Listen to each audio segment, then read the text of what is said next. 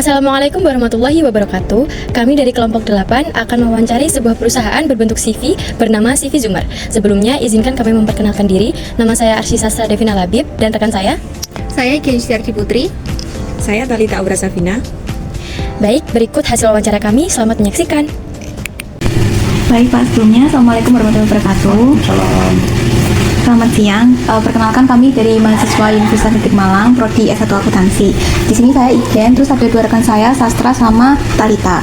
Nah, sebelumnya saya mau mengucapkan terima kasih pada Bapak karena sudah meluangkan waktunya untuk melakukannya pada hari ini.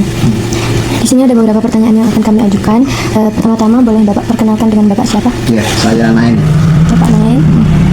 Bidang usaha apa yang sedang Bapak jalani pada saat ini? CV Zumar itu geraknya di bidang konveksi dan non tekstil. Untuk lokasi usahanya apakah ada di sini saja atau ada cabang lain? Ada di sini, cuman kita sedang lakukan pembangunan di Kepanjen. Untuk di cabang ini sendiri sudah ada berapa karyawan Bapak? Untuk yang in-house kita ada 10. Kita ada 10 orang. Untuk yang freelance kita ada 5. Kemudian untuk yang borongan itu ada kira-kira 20. Kalau boleh tahu usaha Bapak ini berdiri pada tahun berapa Pak?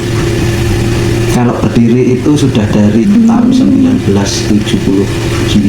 Jadi dulu itu tahun 1977 sampai 1985-an kita bergerak itu masih ya rumahan, tidak punya brand, tidak punya legalitas hukum, tidak punya apa-apa. Sekitar 1986 baru orang tua kami mengurus legalitas bernama pada saat itu Usaha Dagang Puspasar. Itu bergerak hingga kira-kira di tahun 1997. Nah, era itu ditengarai dengan adanya krisis moneter tahun 1998. Puspasari kolaps. Kira-kira 2000-an kami mulai bangkit lagi. Kita berubah nama menjadi yang namanya pada saat itu UD Zumar Kids.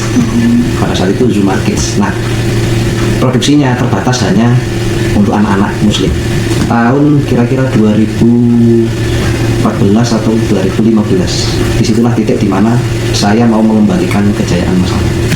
Berdirilah CV Zumar dengan legalitas yang baru di 2016. Itu sempat vakum juga, terpaan masalah, ada COVID juga pada saat itu, sempat down lagi.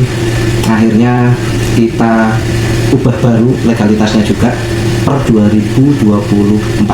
Jadi sempat ada perubahan bentuk juga dari UD ke CV? Iya. Apakah usaha ini dikelola Bapak sendiri atau ada mitra atau pihak lain yang terlibat? Secara legalitas perusahaan ini atas nama saya sendiri. Tadi kan juga disebutkan bahwa bidang usahanya ini termasuk ke CV konveksi. Boleh Bapak ceritakan proses produksi buat pembuatannya seperti gimana Pak? Kita punya dua mekanisme produksi. Yang pertama adalah kita memproduksi barang yang memang itu brand kita niat jualan. Di sisi lain kita produksi juga made by order. Nah, sudah kira-kira sekitar 10 tahun terakhir, project yang banyak kita kerjakan itu 80%-nya adalah made by order. Kalau soal alurnya, yang pertama kita lakukan pasti adalah membuat mock-up. Setelah visual jadi, kita bikin sampel. Ketika itu disepakati, baru kita produksi massal. Nah, produksi massal itu nanti ada alur-alurnya lagi, mulai dari cutting, bordir, jahit, kemudian trimming, kemudian buttoning, kemudian ada QC, kemudian ada ironing, ada folding. Kira-kira ada 12 step. Berarti seperti yang dijelaskan oleh Bapak, berarti untuk pendapatannya itu hampir 100% dari penjualan sama make by order tadi Pak? Kalau 100% sih tidak, karena Zumar ini kadang juga dimintain tolong oleh beberapa sekolah, kemudian dimintain tolong oleh salah satu UMKM baru untuk konsultasi. Nah, itu kita sama sekolah itu kadang dikasih biaya konsultasi.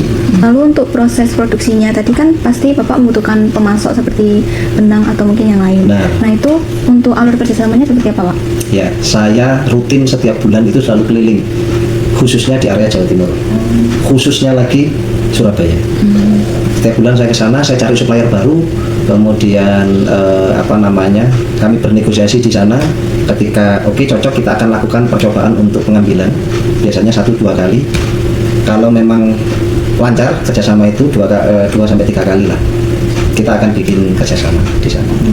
Berarti untuk suppliernya CV ini nggak satu supplier terus gitu Pak? Tidak, kita ada banyak. Jadi supplier kita itu bergantung pada jenis kain, benang juga gitu. Jadi kan tadi sejauh ini untuk kepemilikan atas nama Bapak. Nah, lalu untuk legalitas sejauh ini apa saja yang sudah dimiliki Pak? Legalitas hukumnya? Kita ya akta notaris, kemudian OSS, kemudian NPWP, pajak itu, ya itu sih sementara. Lalu selain itu selama CV ini berdiri, apakah pernah mengalami permasalahan hukum seperti problem pada saat pendirian atau mungkin perselisihan kerja? Kalau selama CV ini berdiri, sempat ada. Nah, itu bagaimana cara menyelesaikannya pada saat itu Pak? Nah, ini menarik. Kenapa kok CV Zumar baru secara lembaga CV ya berdiri di 2016 legalitasnya, kemudian kenapa di 2024 sudah bikin lagi? Karena kami di CV yang pertama secara legalitas itu belum lengkap dan tidak bisa dilengkapi. Jadi ada dokumen kami di akta notaris itu yang oleh si notaris belum didaftarkan ke Kumham. Gitu. Nah, akhirnya kita untuk melakukan perubahan pengurus, kita kemudian untuk istilahnya proses-proses perpajakan dan lain sebagainya semuanya terbengkalai. Karena secara akta notarisnya itu belum lengkap di Kumhamnya. Saya bubarkan juga tidak bisa. Karena kita bubarin itu kan juga harus laporan ke Kumham. Tapi status akta notaris ini belum bisa dinyatakan sah secara utuh. Kita bubarkan nggak bisa, kita lanjutkan juga tidak bisa. Akhirnya yang terjadi adalah ya sudah kita biarkan. Kita buat yang baru. Gampang gitu ya Pak? Nah, Baik Bapak, terima kasih atas jawaban dan informasi yang telah diberikan. Terima kasih juga karena sudah meluangkan waktunya untuk kami wawancarai. Wawancara kali ini saya cukupkan di sini. Sekali lagi terima kasih. Wassalamualaikum warahmatullahi wabarakatuh. Waalaikumsalam. Nah, itu tadi hasil wawancara kami. Semoga bisa menginspirasi. Terima kasih. Wassalamualaikum warahmatullahi wabarakatuh. Dadah.